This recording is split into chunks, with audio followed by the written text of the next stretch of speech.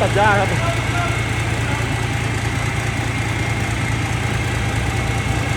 อย่าออกครับ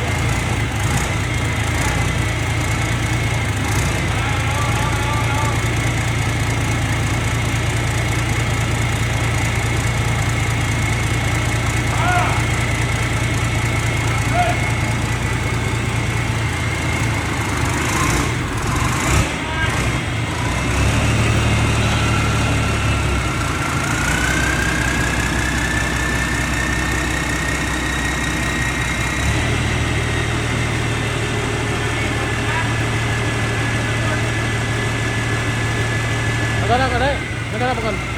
ถ้านั่งก่อนไปตรงนู้น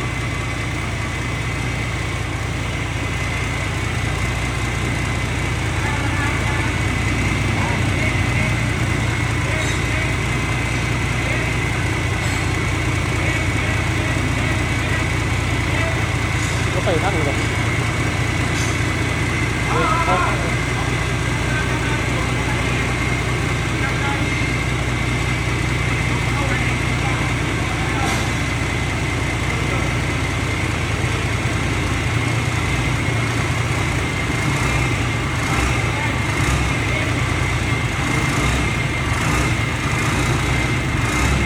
มันไม่ล็อกน็อต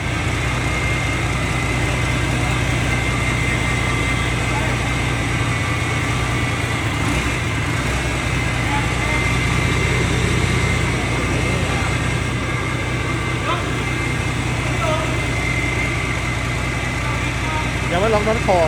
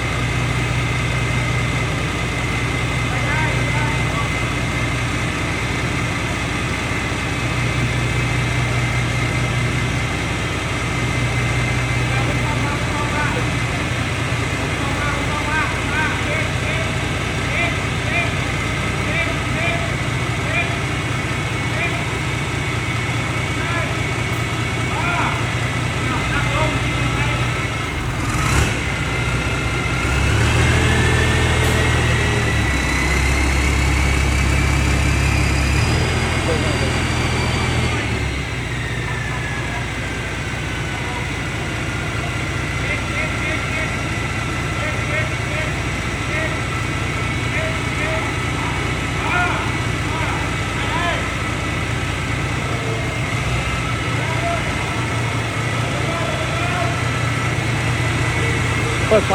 เปิดไฟเปิดไฟ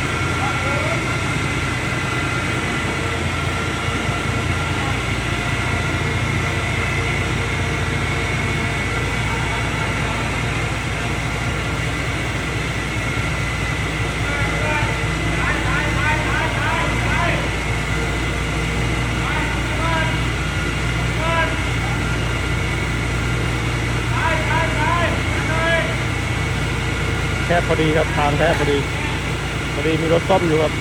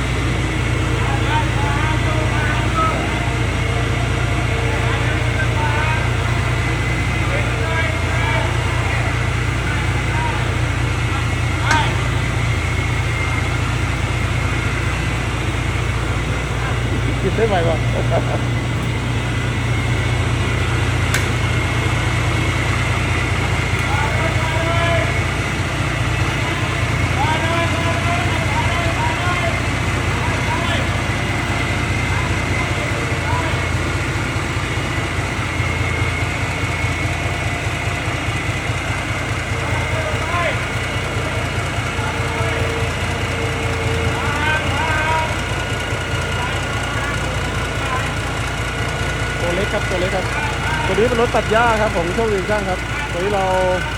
ประกอบด้วยเครื่อง HO7D ครับแล้วก็ตัวเดินเราใช้10 นาทีครับปั๊มไดกิน21ครับตัวนี้จอดเยอะครับบรรจุได้กว่าอยู่มันตันหน่อยๆครับตัน2ครับเดี๋ยวเราทดสอบดูว่าได้กี่ตันครับเราจะตัน5ตัน8ครับ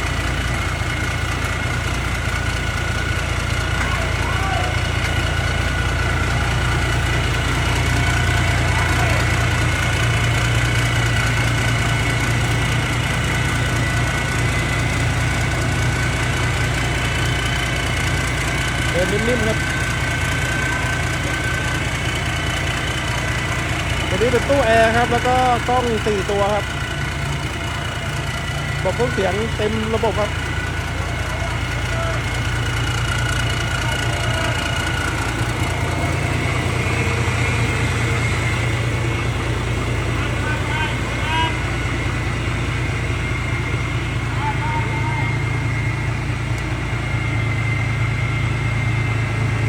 มาตรงกัน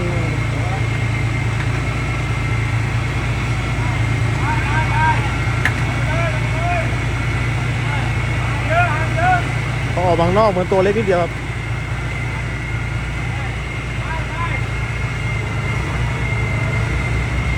นี่เราถ่ายให้ยาวๆเลยครับ